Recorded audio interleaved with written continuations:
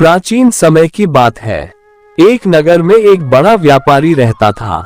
वो जहाजों में माल लदवाकर दूसरे देशों में भेजा करता था।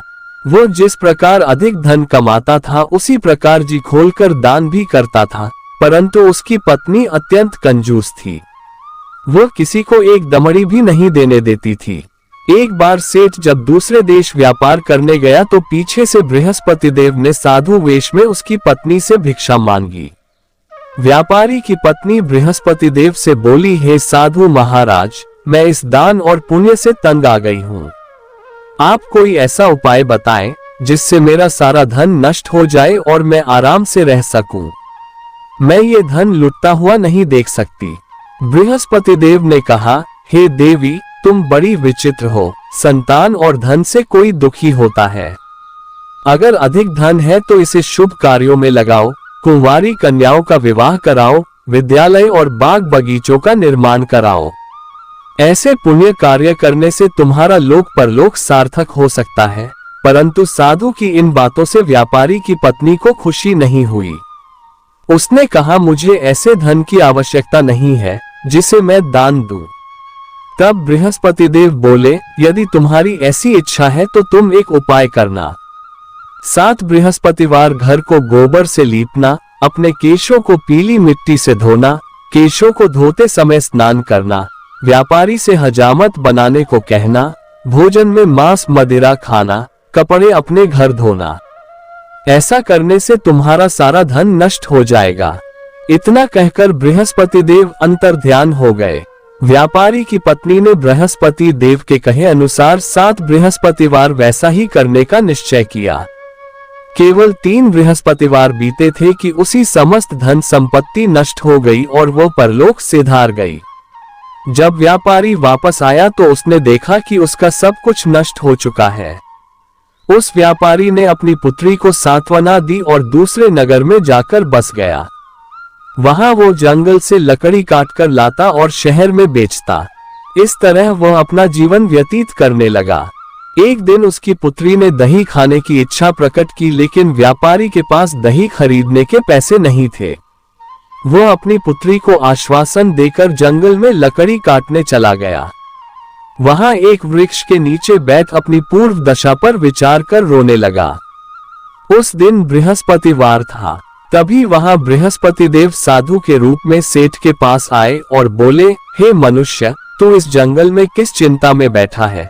तब व्यापारी बोला, हे महाराज, आप सब कुछ जानते हैं। इतना कहकर व्यापारी अपनी कहानी सुनाकर रो पड़ा। बृहस्पति देव बोले, देखो बेटा, तुम्हारी पत्नी ने बृहस्पति देव का अपमान किया था, इसी कारण तुम्हारा ये हाल हुआ है। लेकिन अब तुम किसी प्रकार की चिंता मत करो। तुम गुरुवार के दिन बृहस्पति देव का पाठ करो। 2 पैसे के चने और गुड़ को लेकर जल के लोटे में शक्कर डालकर वह अमृत और प्रसाद अपने परिवार के सदस्यों और कथा सुनने वालों में बांट दो। स्वयं भी प्रसाद और चरण अमृत लो। भगवान तुम्हारा अवश्य कल्याण करेंगे। साधु की बात सुनकर व्यापारी बोला, महाराज, मुझे तो इतना भी नहीं बचता कि मैं अपनी पुत्री को दही लाकर दे सकूं। इस पर साधु जी बोले, तुम लकड़ियां शहर में बेचने जाना। तुम्हें लकड़ियों के दाम पहले से चौगुने मिलेंगे, जिससे तुम्हारे सारे कार्य सिद्ध हो जाएंगे। उसने लकड़ियां काटी और शहर में बेचने के लिए चल पड़ा।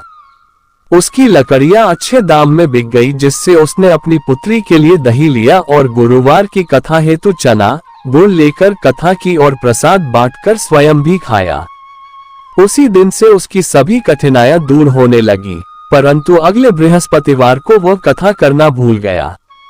अगले दिन वहां के राजा ने एक बड़े यज्ञ का आयोजन कर पूरे नगर के लोगों के लिए भोज का आयोजन किया। राजा की आज्ञा अनुसार पूरा नगर राजा के महल में भोज करने गया। लेकिन व्यापारी व उसकी पुत्री तनिक विलंब से पहुंचे, अतः उन दोनों को राजा ने महल में ले जाकर भोजन कराया। जब वे दोनों लौटकर आए तब रानी ने देखा कि उसका खूंटी पर टंगा हार गायब है। रानी को व्यापारी और उसकी पुत्री पर संदेह हुआ कि उसका हार उन दोनों ने ही चुराया है। राजा की आज्ञा से उन दोनों को कारावास की कोठरी में कैद कर दिया गया। कैद में पड़कर दोनों अत्यंत दुखी हुए। वहां उन्होंने बृहस्पति देवता का स्मरण किया। बृहस्पति देव ने प्रकट होकर व्यापारी को उसकी भूल का आभास कराया और उन्हें सलाह दी कि गुरुवार के दिन कैदखाने के दरवाजे पर तुम्हें 2 पैसे मिलेंगे, उनसे तुम चने और मुनक्का मंगवाकर विधि पूर्वक बृहस्पति देवता का पूजन करना, तुम्हारे सब दुख दूर हो जाएंगे। बृहस्पतिवार को कैदखाने के द्वार पर उन्हें 2 पैसे मिले। बाहर सड़क पर एक स्त्री जा रही थी।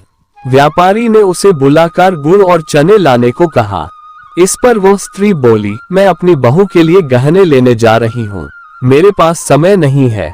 इतना कहकर वह चली गई। थोड़ी देर बाद वहां से एक और स्त्री निकली। व्यापारी ने उसे बुलाकर कहा कि हे बहन, मुझे बृहस्पतिवार की कथा करनी है, तुम मुझे 2 पैसे का गुड़ चना ला दो। बृहस्पति देव का नाम सुनकर वो स्त्री बोली, भाई मैं तुम्हें अभी गुड़ चना लाकर देती हूँ।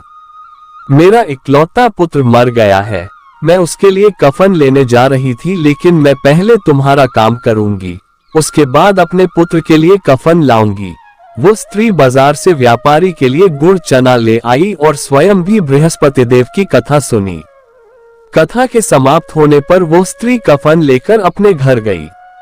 घर पर लोग उसके पुत्र की लाश को राम नाम सत्य है कहते हुए शमशान ले जाने की तैयारी कर रहे थे।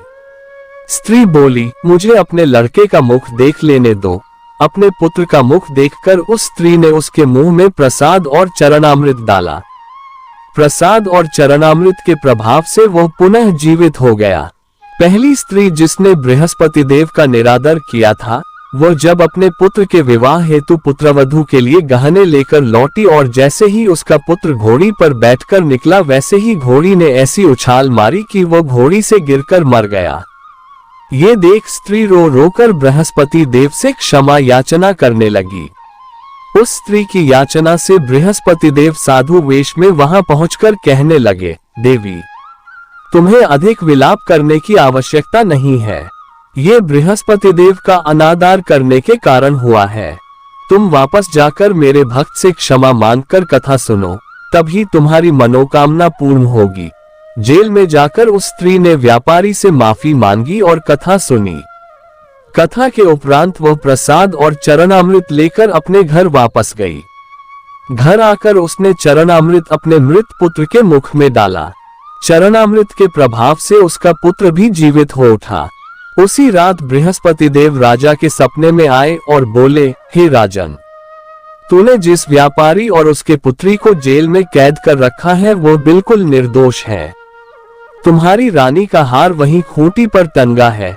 दिन निकला तो राजा रानी ने हार खूंटी पर लटका हुआ देखा। राजा ने उस व्यापारी और उसकी पुत्री को रिहा कर दिया और उन्हें आधा राज्य देकर उसकी पुत्री का विवाह उच्च कुल में करवाकर दहेज में हीरे जवाहरात दिए। प्रिय दर्शकों, ये श्री बृहस्पतिवार व्रत कथा आपको कैसी लगी कमेंट में जरूर लिखिएगा। अगर यह व्रत कथा आपको अच्छी लगी तो हमारे YouTube चैनल श्री निर्मल ज्ञान गंगा को सब्सक्राइब कीजिए, वीडियो को लाइक कीजिए और अपने दोस्तों को अधिक से अधिक शेयर कीजिए। जय श्री कृष्णा।